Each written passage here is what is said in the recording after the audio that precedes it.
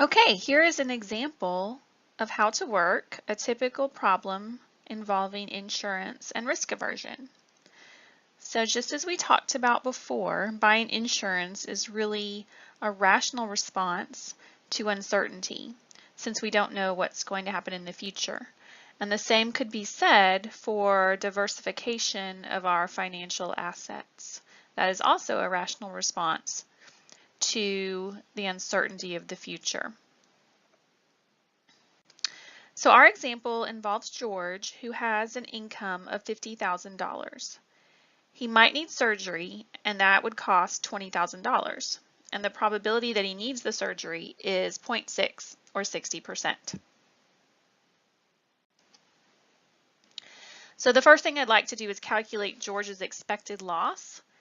And anytime you see expected, you can think of a weighted average. So I'm going to call his expected loss EL. And that's going to be 0.6, the probability he needs the surgery, times the money he has to pay, which would be $20,000, the cost of the surgery, plus there's a 40% chance he doesn't have to pay anything since he won't need surgery, so that's 0. So of course the 0.4 times 0 goes away, and we're left with 0.6 times 20,000, which is 12,000, and that's $12,000. So any individual either has to have the surgery and pays $20,000 or doesn't need it at all. But if you think about a group of people, some of them will need the surgery, some won't. On average, the expected loss per person is $12,000. So let's suppose George's utility function is his income to the 1/2. So that would be the same thing as the square root of his income. So I'd like to calculate the expected utility, which I call EU, without insurance. So this is where he again faces the 60% chance of needing the surgery and the 40% chance of not. So this is again a weighted average of utility in this case. So it's 0.6. Now it's going to be times the square root since I'm plugging into his utility function, and I'm going to plug in the money he has if he has to buy the surgery. So that's going to be 50,000, his income, minus the cost of the surgery, plus 0.4. If he doesn't need surgery, he still has his 50,000. So that is really 0.6 times the square root of 30,000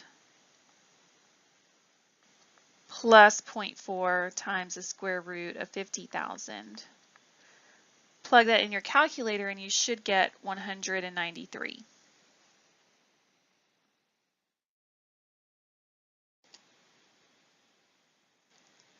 Okay, so let's think about insurance.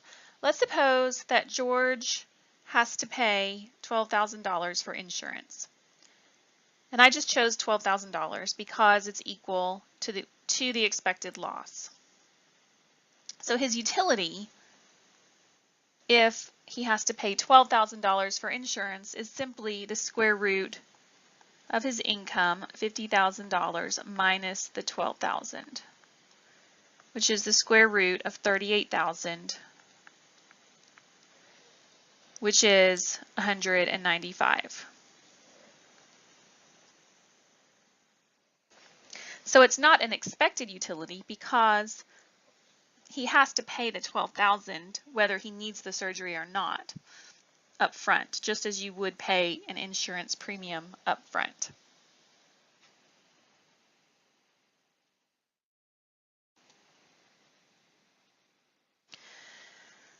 Okay, so we know that his utility when he pays for the insurance is 195, and that's greater than his expected utility without insurance, which was 193. So that means in this scenario, he definitely prefers having insurance since it gives him a higher utility. But it also means that he's actually willing to pay more than $12,000 for insurance. So I'd like to find the most that George is willing to pay.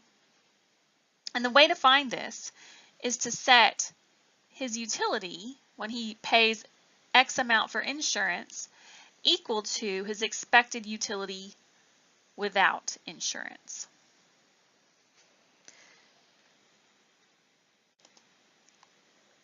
So to set up the problem, I'm going to let X be the most he'd be willing to pay for insurance.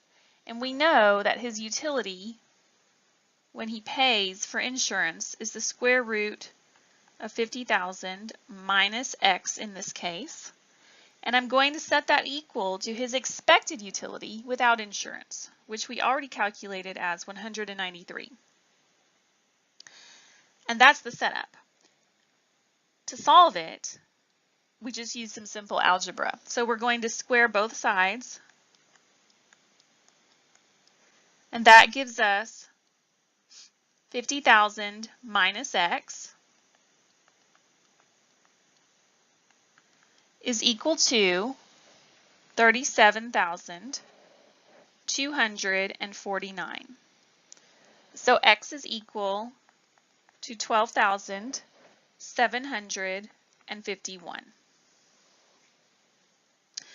So that means that he's definitely willing to pay more than $12,000 for insurance, and the most is $12,751 to insure against an expected loss of $12,000.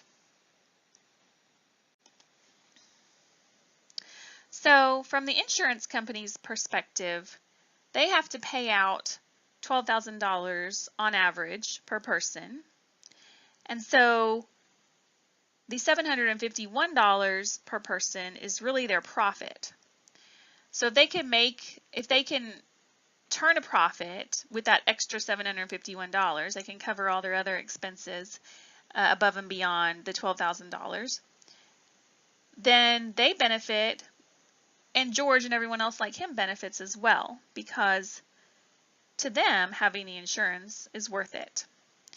So that extra $751 is called the loading fee from the insurance company's perspective, and from George's perspective it's called the risk premium.